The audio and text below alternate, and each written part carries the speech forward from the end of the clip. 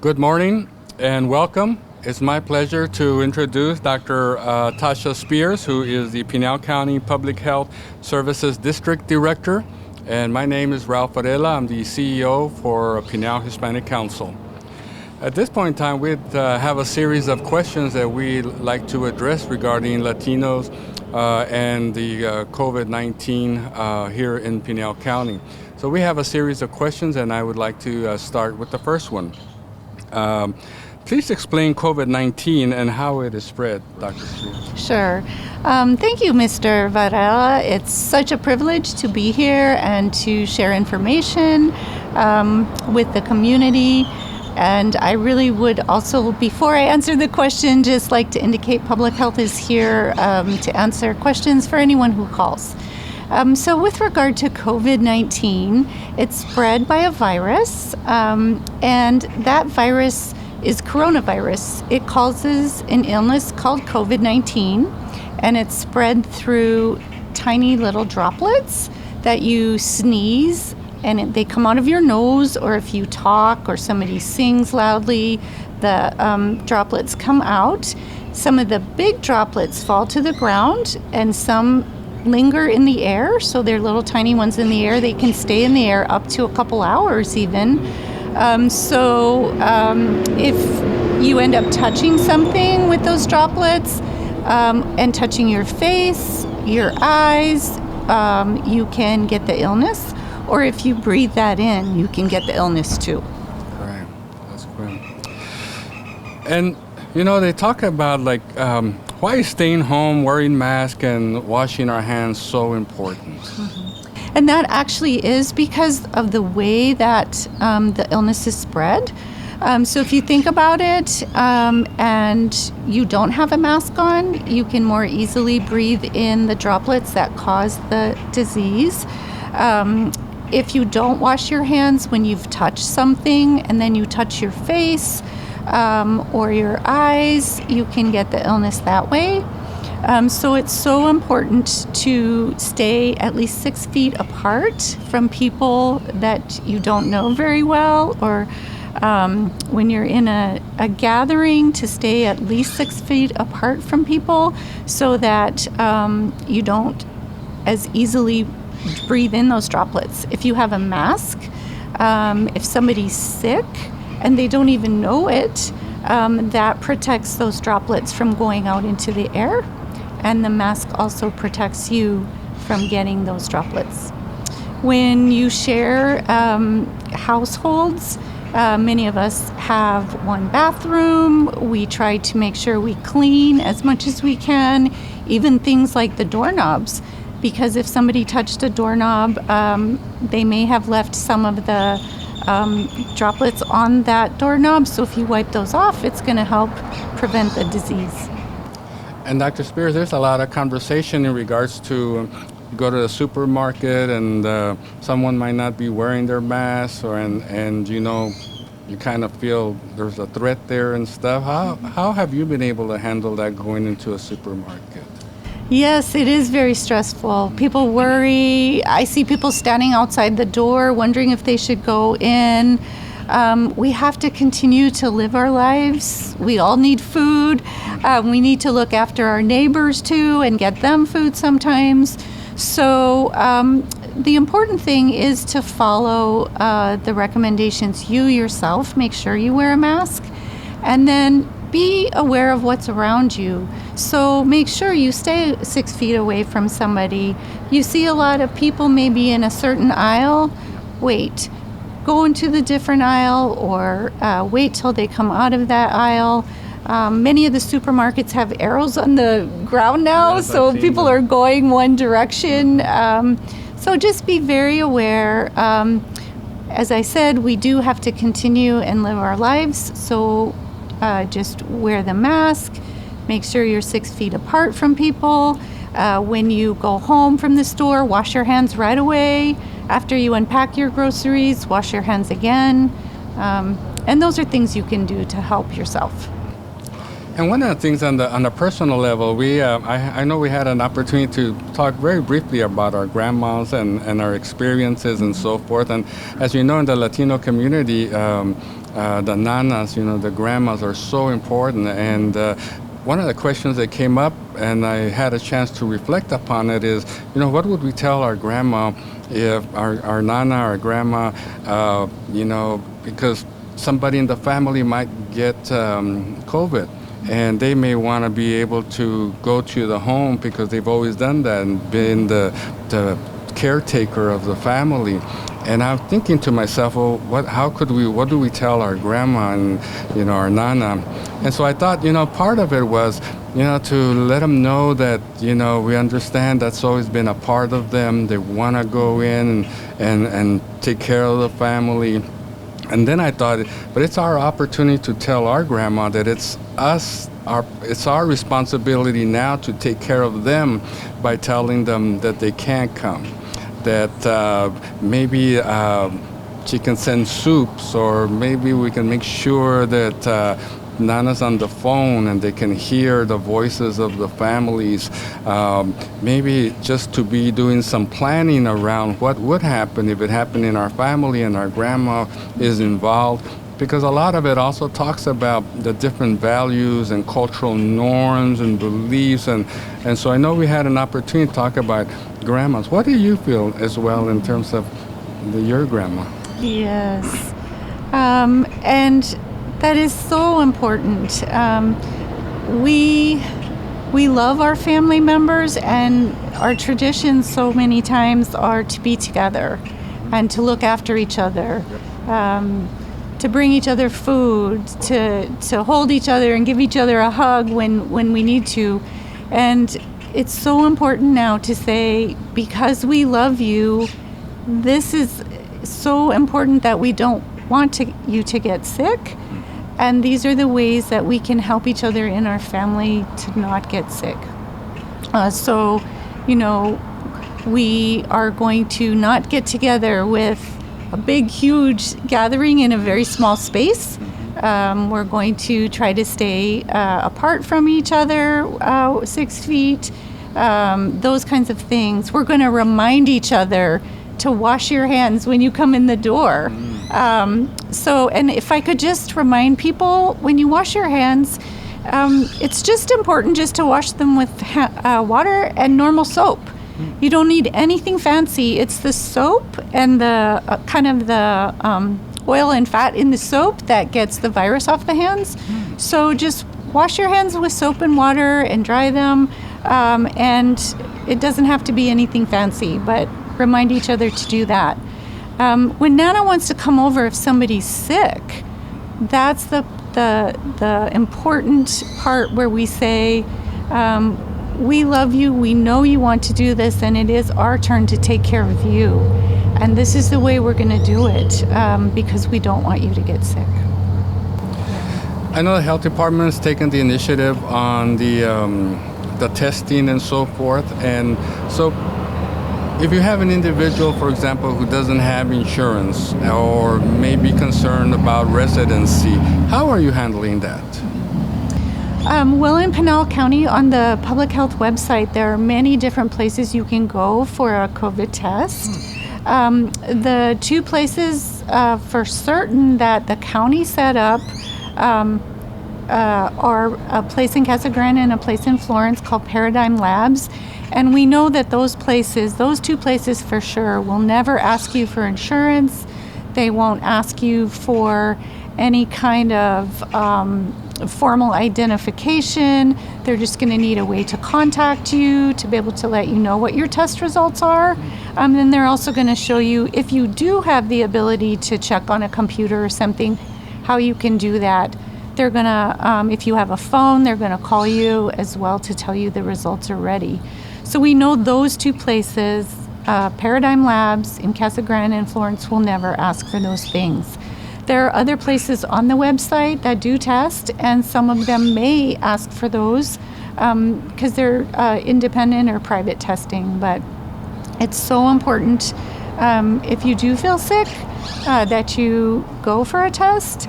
And if you need emergency care, if you're feeling like you're having trouble breathing, you have a really high fever, you just know that you are sick, please go for health care. It's very important that you go for health care and get yourself looked after so the illness does not get worse. And I know businesses face when someone has COVID, and what do you recommend for businesses in terms of the quarantine part of it, and having other employees who have been maybe near that individual, to what should they do? Yes. So if somebody has tested positive for COVID and they work with you, and you've been within that 6 feet, and that's for a period of 15 minutes over a 24-hour period. So it could be 5 minutes one time, 5 minutes another time in that 8 hours that you work. And you've been in a place that's not very ventilated very well. Even if you have had a mask on, we recommend that when you're in that close contact that you quarantine for 14 days. And the reason it's 14 days is that comes from the federal government, from the CDC, Center for Disease Control, who have studied the virus. And they know that that's how long it takes for the virus to incubate. Usually we see a positive somewhere in there, if you're going to get the illness, somewhere around 7 to 10 days. But you can get the illness as many as up to the last day, which is 14 days. So that's why we say 14 days. You quarantine for 14 days if you've been in close contact. If you yourself are the person that's positive, we request that you isolate, meaning you isolate yourself for 10 days to have the illness run its course. Yes. And those 10 days, so it runs its course within 10 days? 10 days. What's interesting is there are some places that request a test for you to go back to work, and somebody still can test positive after 10 days, but that doesn't mean they're contagious. It just means that they're still showing a positive result. And so the CDC, as well as the health department, does not recommend that you test to go back to work. If a person has done their 10-day quarantine, that is what is required, and the illness has run its course. And so when employers call us, we tell them that is not necessary to keep testing and keep testing after that time. The difference may be if somebody was hospitalized, and that would be something that would be discussed with the person's doctor, because they may need to isolate longer. And in those cases where somebody is hospitalized, we do see the need to isolate longer. And I know that part of the piece of it is the mental health part of it. And I know for our agency, what we've seen with the members that we serve is a lot of anxiety, a lot of isolation, depression that comes with that, increase in substance abuse, and also community-wide an increase in domestic violence. And so I think, for everybody, it's just so important to, if you're feeling any of those things, that to reach out to a behavioral health organization, to be able to engage in counseling, to be able to talk to somebody else. Certainly encourage everyone to be able to talk to family members or a support system that they may have, whether it's be at the church or someone in the community. And so I think that's become very critical. How do you see the behavioral health part and the medical part integrating during this pandemic? Yes, it's very important that we see the person as the whole being, mind, body, spirit.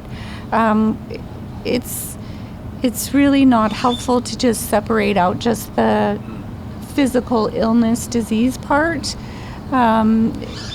We all need support, and so it's so important for people to reach out, especially to the behavioral health professionals and support staff that can help, even to talk on the phone. It's also important to reach out to faith-based community agencies, to your neighbors, to extended family. Many of us, even who aren't very isolated, are finding out we also need those supports. All of us have family who are essential workers, maybe healthcare workers, or work in the grocery store, or various places where there's a lot of stress right now. Some of the children's schools are closed. There are families struggling with how do I go to work? How do I look after my children?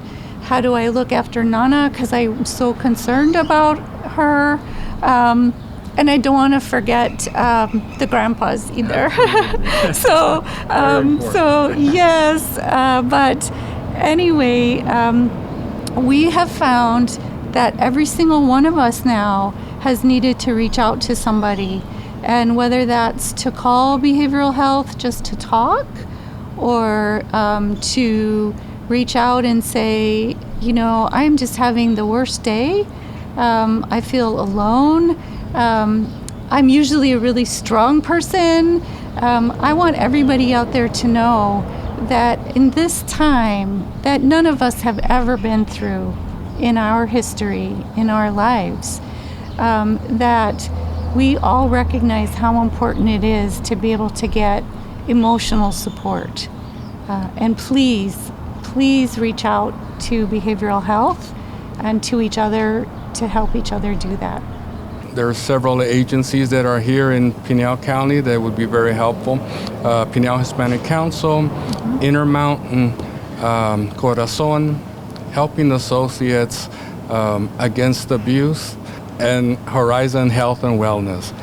I think all of the agencies are available for the provision of counseling services and support services, and I think that adds to the resources that are here. Yes, and also to remind people, we do have 11 Pinal County Public Health clinics, and they're really throughout the county. So I would really encourage people to reach out, check the Pinal County Public Health website out, as well as just call our phone number if you need information, because you can go to any one of those clinics as well.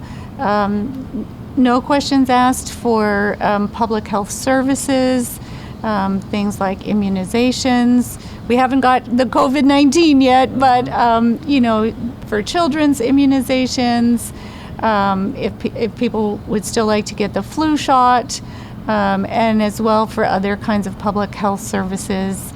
Sometimes there's a reluctance about the flu shot, and obviously we're in the flu season, and there's so much conversation about flu shots and the flu season and COVID. What would you recommend, and what is available? Yes, so we strongly recommend that everyone get the flu shot this year, especially with COVID around. One of the things we don't want to have happen is for someone to get sick with the flu and then their immune system, their ability to fight off other diseases gets compromised.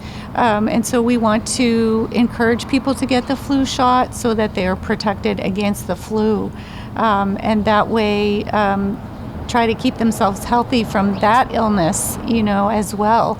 So you can get the flu shot in many places, at the different pharmacies, or you can get the flu shot at any one of our 11 public health clinics. As you know, Dr. Spears, Pinal County is about over 30% Latino population, a lot of individuals Spanish-speaking. What is Pinal County Health Department doing in addressing information getting out, dissemination of information that is in Spanish or other languages? Mm-hmm. Yes, and we're so grateful for all of the wonderful Spanish-speaking families and traditions that really bring so much richness and culture to all of us. And we recognize how important it is to speak in the language of the person who is calling us, in whatever their preferred language is, and particularly with so many Spanish-speaking families here, children, adults, elders. We do want you to know that if you call public health, which is you can call the central appointment desk or call any one of us, if you would like to speak in Spanish, you can simply say that. And our most of our operators in the central appointment desk already speak Spanish. And so it's really important, no matter what, we will ensure that there is someone to speak Spanish with you. Also, our printed materials are both in English and in Spanish. So please don't feel that you shouldn't ask for that, because we have those services available to you. And that's wonderful to hear. Pinal County Health Department, Pinal County has always taken a lead in being able to make sure that that services are accessible, acceptable, affordable. And so during this pandemic, that is just wonderful to have in place. And what the health department is doing is being very proactive about reaching out to diverse communities, all diverse communities. And so that's truly appreciated. Yes, and language is so important. Lo siento, yo no habla español, but I have somebody who does. So. Y me da mucho gusto. Absolutely. There's been a lot of talk now in the last week about vaccines and availability of vaccines. How does that come into play now, and how will Pinal County Health Department be in position for that? Yes, there's so much in the news now, especially too. Every day we hear that it's on its way somewhere in the near future. So I do want to let people know that although we have not been told a specific date of when the vaccine will arrive here in Arizona, in Pinal County, we have prepared. We have an immunization team. And so we have gone through all the planning phases of if a super cold vaccine arrives, how are we going to accept that, and how are we going to make sure that people are able to get vaccinated with that. We've done some practice mock run-throughs with our team. So in Pinal, we are absolutely ready. The other part of it is that we have encouraged our community partners to sign up with the State Department of Health to be able to distribute and give the vaccine as well. There is a process of, they have to fill out the forms and all that. So we're really encouraging some of our pharmacies, some of our health clinics, the hospital personnel to also sign up, so we have more community partners who will be able to give the vaccine. So we're absolutely ready, and we want to make sure that as many people will be able to get the vaccine as possible. And you know how they have this formula about 33, 33, and 33. So 33% will say, I'm ready, where is it, I'll take it. Yes. 33 on this side will say, no way, I'm not ever going to take it. And then there's 33% that say, I might or might not. What would you recommend in regards to that? Mm-hmm. Yes. So one of the things that we understand is that somewhere in that 33, people may not have enough information to make a decision.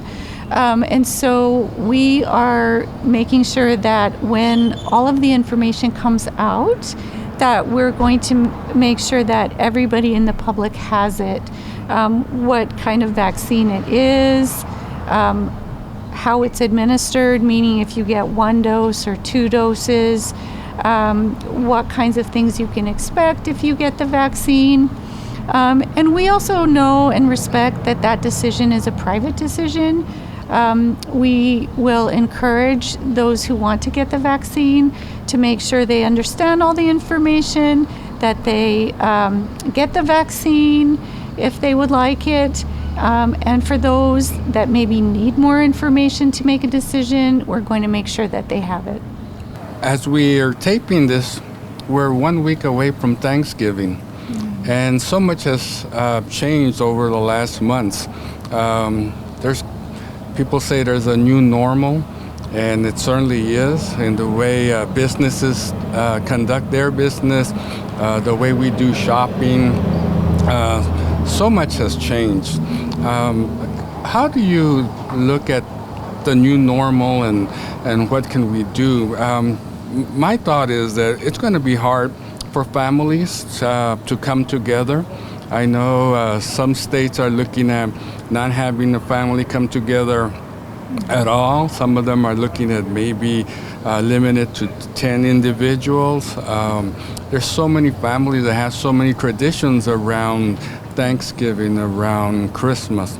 And I think all of our families have been impacted, whether it's someone having a wedding, that now everything is virtual. We have the Eloy Fiestas, and this year we had to cancel it. And usually there's 3,000 to 4,000 individuals, families that come, children that come together for 2 days. And it was a very hard decision for us to make, because that is the premier activity for Eloy that brings together various cultures, brings together music, entertainment, food, all of that comes together. And it's part of the traditions of Eloy for over 50 years. So we have the weddings, we have all the other gatherings, graduations. Now everything is virtual or drive-by. Halloween was all about, driving by and getting candy and so forth. That has a lot of impact on families and on one's own psyche. And then we hear a lot in relationship to COVID fatigue, whether it's, as a family, at work, sometimes we just have to remind each other, make sure we have our masks on, make sure we're washing our hands, because it's an ebb and flow. You can see that individuals get tired and sometimes they forget. What do you see about all of that happening? So with the holidays coming up, as well as, all of the celebrations of life that maybe we have missed along the way, I know everybody has tried their best during those times. With the holidays coming up, it is recommended that you celebrate with those that are in your own household, and you're right that limiting those gatherings, especially because when you're in a small confined space, you run the risk of getting the illness more. If you're able to move your even small gathering outside, that's going to help as well, because your ventilation is better. So we recommend those things. There are programs for people who have computers or phones. There are programs like Zoom where you can get your family together and you can see their face, and you can have those kinds of celebrations. In many places too, we don't have that technology. I know that my dad is elderly. My mom passed away. I worry about him every day. And even though I tried to set up a computer system with him, it's hard to know which buttons to press and which ones not to. And so even just that phone call every day, and to say, whoever your family member is, to say to them, I say to my dad, I love you, I carry you in my heart every day. So that's how we were raised, to care about each other. And so whether it's a phone call, or if you do have a computer and you can connect that way, or if you go to your neighbor and you leave some food, even if it's just outside their door. Or I know people don't buy stamps and send letters anymore, but for those people who do, just a little note somewhere or an email to someone. Those small, tiny things still keep those connections going. And we all need those. And it's so important, because you're absolutely right about being mindful, and having that sense of mindfulness for not only oneself, but your loved ones. Yes. And my mom passed away 7 years ago. And had she gone through this time, she would not have known about the computer, none at all, or texting, or none of that. And so she would have relied on phone calls, and so that's so important for all our families, especially during these trying times, and especially during the holidays. And then I have two sisters. One, she's able to text and obviously call, and my other sister, she doesn't text at all. So there's, it's different ways to communicate with your family. However, you're right. Whatever creative way you can do it, whether it's you're right about letters, even a postcard drive-by saying just thinking of you, or a small gift and so forth, because every little part of this really helps all our families and our individuals, and it keeps us connected, whether we're doing this that keeps us connected, or the work we do in the communities, or with our families, or with strangers. During the time of crisis, one of the important things is to stay connected and continue that communication. Yes. Are there any last thoughts that you would like to share? I think lastly, what I would really want people to focus on is the strength that we have to be able to help each other and to get through this. I feel fortunate that we are here in Pinal County. We have very good networks among all of us, behavioral health, medical care. Our neighbors care about each other. We care about each other in the workplace. So, sometimes the focus is on not so much that virus that's invading everything, but on the strengths that we have. And as we move forward, it's people like you, it's communities that come together that we are most appreciative for. And we will make it through this. And, I said to somebody the other day, it's interesting to think about ourselves individually. What kind of person was I pre-COVID? What kind of person am I now? And may we all move forward together. And I'm certain we can. Thank you so much. And I'm glad that the Latino Familia Initiative and Pinal County Health Department are able to put this together. And it's a great way to get information out, and a great way to share the resources so that everybody can benefit from that. And also would like to thank L&B, the restaurant here in Florence, wonderful food, and thank them for their hospitality and opening up the doors for us to have this in a wonderful place. And with that, I'd like to thank you very much, and it's real important for all communities to stay safe and to stay healthy. Thank you.